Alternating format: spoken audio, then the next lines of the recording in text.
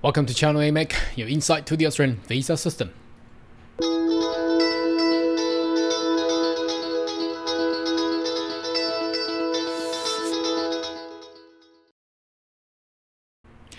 Good day everyone, my name is Carl Young, your online YouTube visa consultant. Are you interested about migrate to Australia? Why don't you consider to subscribe to my channel and turn on a little bell on the side, so once we have all the updates and news, you'll be the first one of getting all the insight. Now obviously these 2 days I've received some comment in regards to some updates announced by the Department of Immigration, especially coming from the Minister of Immigration, Alex Hawke, in regards to the employer-sponsored visa, TSS, that they are on the short-term list and they can actually become a permanent resident. Interestingly, now from my previous information received from immigration, obviously they're looking to perhaps to abolish the ideas of a different type of skill occupation list. However, the actual regulation had actually been announced just these 2 days. Let's go in there and have a look how they address and think for those contributors during the COVID pandemic. Alright, so I will be going through a very dry, boring regulations. So bear in mind, if you wanted to take a detailed look, you may want to repeat them. Now, there has no immediate announcement and clear position and explanation yet. So going through the law and regulation, it may be very, very boring. But the broad view is basically, if you have been contributing and holding an employment-sponsored visa under 457 or 482 in Australia during this pandemic, even if it's going to be short-term list, you'll be able to transfer into permanent resident. Let's have a look. Okay, so this law actually has been approved on the 17th of March, so not long ago, but only be announced, published yesterday. So I'm receiving a lot of information on this one. So the law itself does have a lot of meanings. You may want to do some search and getting this information, but I will be doing a full explanation here, and at the end of this video I will summarize again for everybody. Okay, so obviously for employment sponsor visa is very, very complex because it contributes in including the old 457 scheme and the new TSS 482, which people are saying it's really a very bad design scheme, especially when they meet the COVID pandemic. It has actually caused a lot of problems. So I think there will be a more revamp and redesign of the policy coming up in the future. But in the meantime, how they gonna thank those contributors who actually work and to assist the economy in Australia during pandemic? This is the gift that the government is gonna give to you. So what we're gonna go through is the explanatory statement, which is a more of plain English, but still there are a lot of legal English, which is very hard to understand. Although it's English, but it's actually very hard. I'm gonna be here to actually explain all that for you. Okay, so basically the purpose here is what they're looking at is, as long as during this pandemic period you had successfully been nominated and approved via those visas under 457 or 482, which is under the temporary transition scheme under 186 and 187, but this is just the law, the old law. 187 is no longer there. So anyway, it's gonna be you will be eligible to apply for permanent resident even if you're on a short-term list under the TRT, temporary resident transition stream, under 186. This is basically this paragraph trying to say.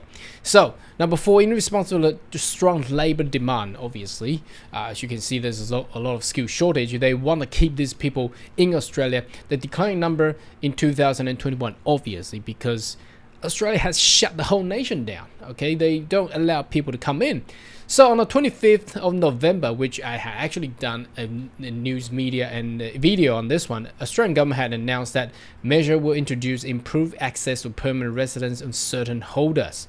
Okay, whether or not they're going to improve the whole employment sponsor scheme, I think they will, because that's the long run for the next 5-10 years. This instrument forms a measure to implement on 1st July. So today is the 22nd of March. So not long later. So obviously the new financial year on the 1st of July, most skilled workers holding 457 or 482 visa can nominate to apply TRT visa, which is the permanent residence visa under subclass 186, as we have mentioned right up here. So what they're gonna do is they are gonna amend a lot of regulations under Reg 5.19, which will be very boring. We're gonna go through a lot of this 5.19. Sub-Reg 5 and 8. Anyway, I've done my own studies. We've gone to regulation 5.19, 5 to 8.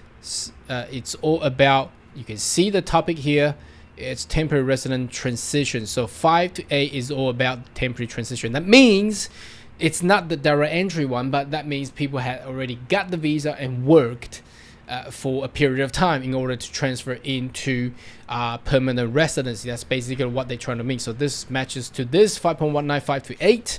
Okay, and specified person hold 482 in short-term stream. So that's the short-term skill occupation list. That's including cooks, all the other occupation that is not predominantly required to actually transfer into permanent residence, but now they're giving the go ahead and allow them to become permanent resident of Australia. So this is basically go through 5.19583, which is right up here, 5.19583 person specified minister, which is the short-term stream. So I'm going through how the explanation and also matching with the actual regulation for you here.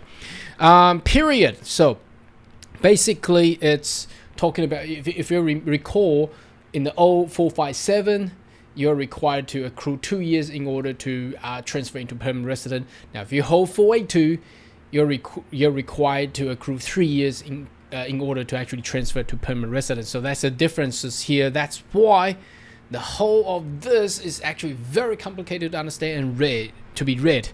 Okay, so anyway, so if you are the holder of 457, you hold 2 years during the pandemic. If you are a holder of 482, then 3 years. So that's the simple way to actually remember this. So number 6, the purpose of the instrument specify new cohort of specified person. That's the short-term list people. After 30th of June, so finish of this financial year, start from new financial year, you'll be able to be eligible to meet the requirement of 5.19 in order to submit approval nomination TRT and become a permanent resident, as long as your employer is still there.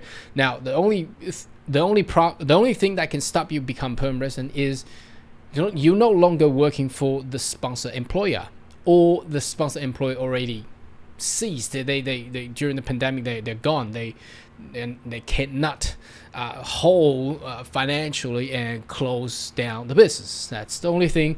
Perhaps I'm not too sure the actual law come out will actually address this kind of issue, but as long as it's there, you can change employer, because I recall the law that says that you are holding those, you can hold multiple different 457 or 482, meaning that what is a multiple? Because you may change employer, or you stay with the same employer but you renew your 482. Okay, so anyway, as long as you work under the visa, you should be able to get permanent residence. Okay, so again, this just reiterate additional, they specify some period of time regulation. Now what is this? This is very complicated.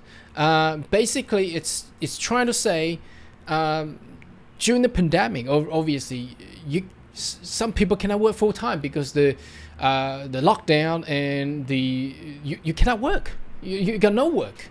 Okay, so if you were affected by this, that's fine. That's basically what the government is trying to say. So during the pandemic, for example, in 2020 or 2021, your city has been locked down and you cannot work for full time for 6 months, perhaps, or 3 months.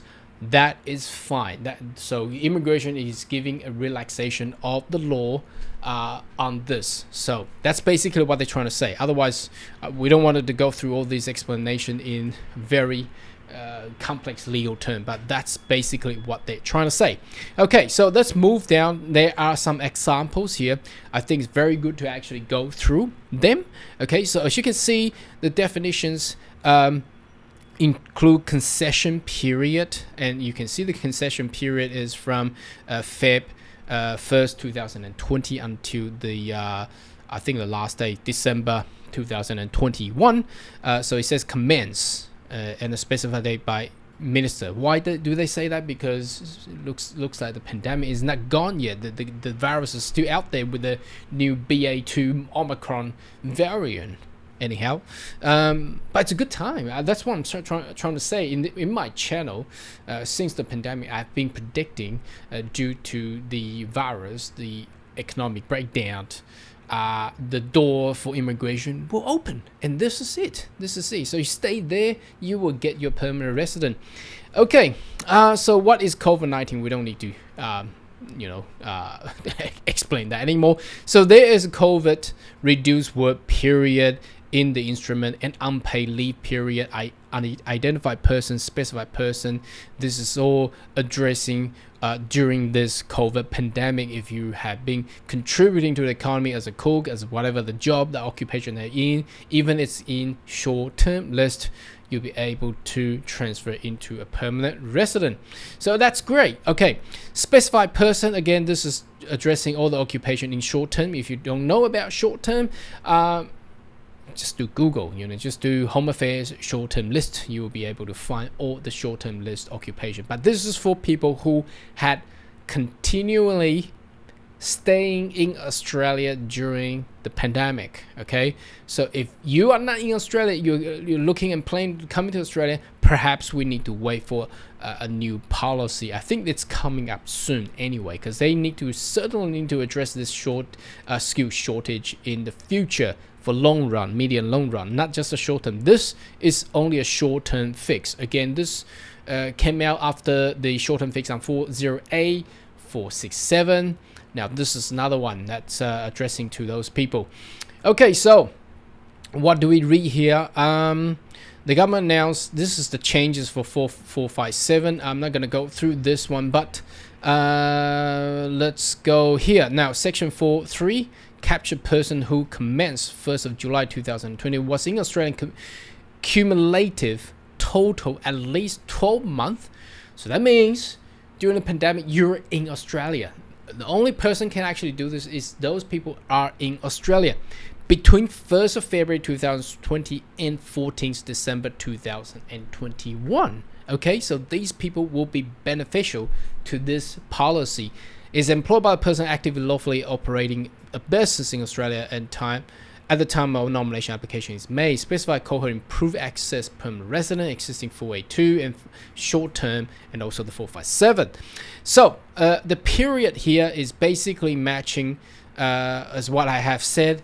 Now this is very wordy and very hard to understand. So basically, if you're a holder of 482, you can prove that you've been there working 3 years.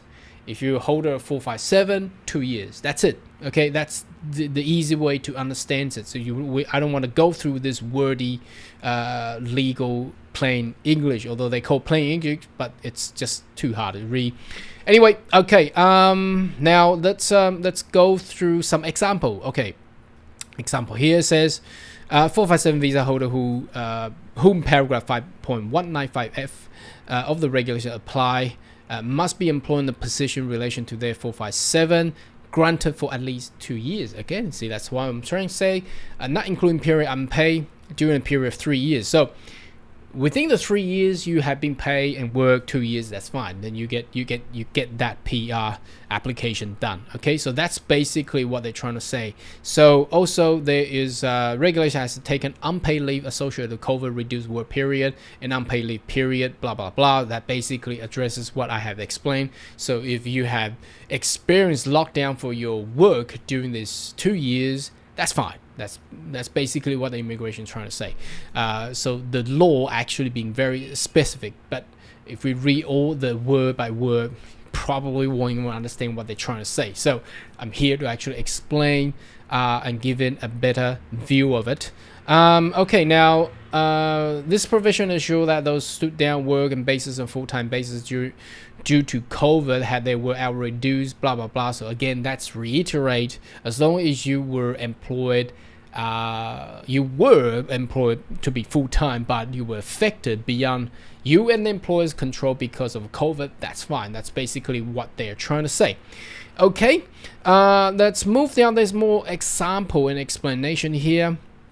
So this is for the 482 visa holders. So in 4 years, so apply at the time of application, counting back 4 years, you can prove yourself you have been there for 3 years. Then that's basically what they're trying to say. There is a period of different 457 in transition into 482. So it's quite complex. We're not going to go through those dated law, but it's basically like that. But if you're that specified person, you probably will know better. And if you do have question query in regards to that part, more than welcome to leave a comment right down below.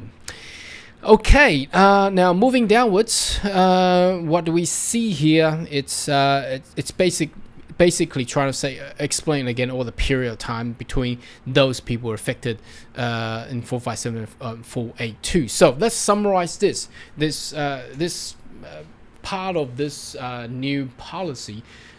Basically addresses as a short-term require of skilled workers. So these people are the holder of 457 or 482 visa. Yeah, that includes all the Hong Kong passport holders. If you have been there, at least if you hold a 482 visa, been there working 3 years or 2 years for 457s during this pandemic time period, you will be eligible to apply, as long as the employer is still there and you still got a job and work, you'll be eligible to actually apply for the TRT stream to become a permanent resident. So that's basically what this policy is actually meant. Now, a lot of people may ask, well, what if I wasn't there? Well, what's the future? Now, I believe because of the parliamentary committee back in last year, I think there will be a major change to the employment sponsor visa, as I had already predicted for a period of time.